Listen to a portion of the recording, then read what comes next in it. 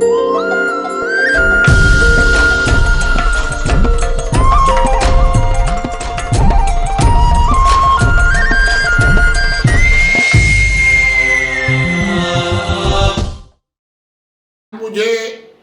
चर्चा के लिए एक विषय दिया गया है, मुद्रा क्या है,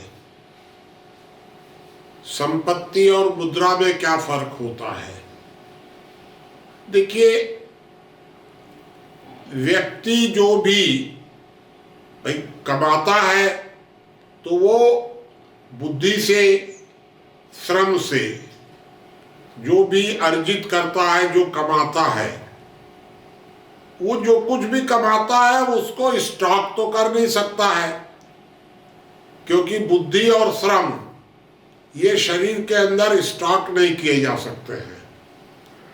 तो इस प्रकार की जो वस्तुएं हम बुद्धि और श्रम से कमाते हैं, उसका रूपांतरण करते हैं, तो वह जो रूपांतरण करते हैं वो संपत्ति होती है।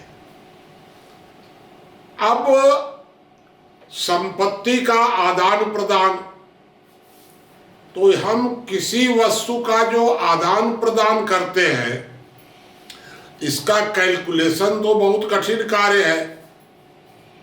तो जब हम इसका कैलकुलेशन के रूप में एक आधार बनाते हैं, और जो आधार बनाते हैं उसे मुद्रा कहते हैं।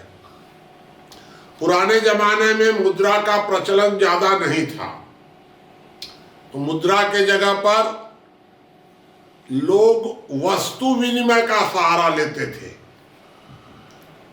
मुझे याद है कि बहुत पुराने जमाने में कौड़ी को मुद्रा माना जाता था, यहां तक कि कमल गट्टा को भी मुद्रा माना जाता था।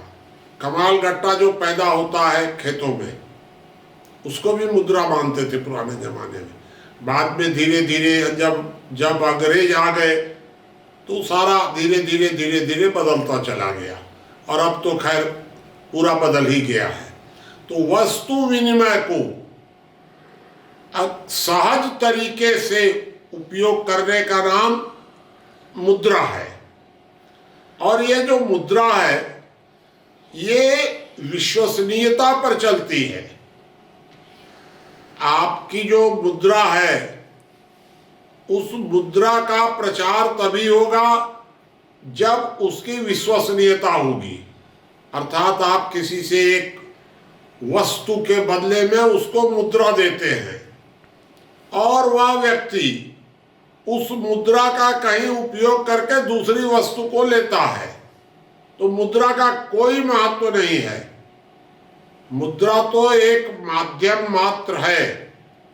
भाई आपने अगर 100 किलो किसी को महुआ दिया और उसके बदले में आपने 10 किलो लोहा ले लिया, तो ये जो आदान प्रदान हुआ, 100 किलो महुआ देना और 10 किलो लोहा लेना, ये वस्तु विनिमय हुआ। लेकिन हमने 100 किलो महुआ किसी को दिया और 100 किलो महुआ का 6,000 रुपया ले लिया, और 6,000 रुपया से हम अपना जब मन तब लोहा लेंगे, जितना लेंगे, 10 किलो 20 किलो जो भी होगा, हमारे पास 6,000 रुपया है। इस 6,000 रुपये का जब कोई विश्वसनीय वैल्यूएशन होगा और उस 6,000 का सामान हमको मिलेगा, तब उस मुद्रा का महत्व है। वर्तमान समय में कोई मुद्रा व्यक्तिगत मुद्रा नहीं है, सामाजिक मुद्रा का प्रचलन भी रोक दिया गया है। जो भी है वह सिर्फ सरकारी मुद्रा है। क्यों नहीं हम वस्तु का आदान प्रदान कर सकते हैं? आपको एक जानकारी दे दे कि वस्तुओं का आदान प्रदान, वस्तु विनिमय सरकार की तरफ से पूरी तरह प्रतिबंधित है।